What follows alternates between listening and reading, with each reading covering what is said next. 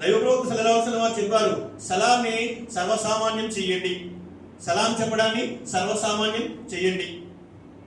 సలాం యొక్క అర్థం తెలుసు కదండి మనకు, అస్సలాము అలైకుం వరహ్మతుల్లాహి వబరకాతుహు. దీని యొక్క సారాంశం ఈ సబ్జెక్ట్ చాలా ఉంది, కానీ సింపుల్ గా ఏంటి అంటే అల్లాహ్ నీపై శాంతిని, కారుణ్యాన్ని, బరకత్ని ప్రసాదించుగాక.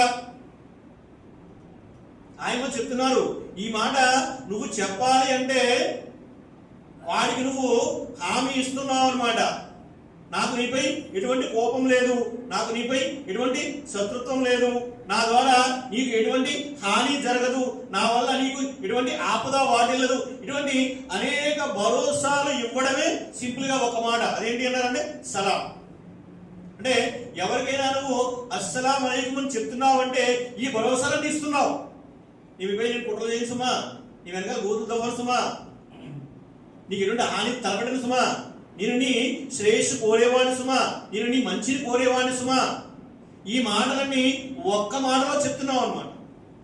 ఆ విధంగా చెప్పాలి అంటే మరి వాడి పట్ల ఎటువంటి ద్వేషము నీ మనస్సులో ఉండకూడదు. అందుగురించి ఆయన ఇలాంటి అనేక విషయాలని క్రోడీకరించి ఒకే ఒక మాట చెప్తున్నారు సింపుల్ గా. అదేంటి అంటే నీ సోదరుణ్ణి నగుమోముతో, చిరునవ్వుతో పలకరించడం, వాడిపై నీకు ఎలాంటి, వాడి పట్ల నీకు ఎలాంటి ద్వేషభావం లేకపోవడం. అలాగే నువ్వే పరిస్థితుల్లో ఉన్నా సరే, సమస్యల్లో ఉన్నావు, నీ సమస్యలకు ప్రభావం వాడి మీద చూపించుకో. చికాకులో ఉన్నావు, నీ చికాకంతా వాడి మీద చూపించుకో. కోపంలో ఉన్నావు, నీ కోపమంతా వాడి మీద చూపించుకో. ఈ విధంగా ఎవరైతే ఉంటారో వారు మానవుల్లో నైతికంగా అత్యున్నతమైనటువంటి స్థానంలో ఉన్నారు అని చెప్పేసి ఆయమ్మాలు, అంటే మన గురువులు తమ గురువుల ద్వారా తెలుసుకున్న విషయాన్ని బోధిస్తున్నారు. ఈ మూడు విషయాలని ఎవరైతే అలవరుచుకుంటారో, మొదటి విషయం ఏంటి అంటే, మొదటి విషయం ఏంటండి?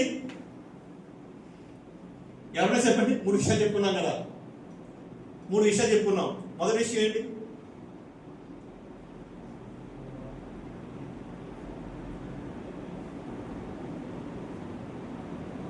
మన చేతల ద్వారా, మన ప్రవర్తన ద్వారా, అంటే మన మైండ్ ఎక్కడున్నాయి, మన మైండ్లు ఎక్కడున్నాయి? మిత్రులారా, ఉమర్ బిన్ ఖత్తాబ్ రజియల్లాహు అన్హు వారు చెప్పారు,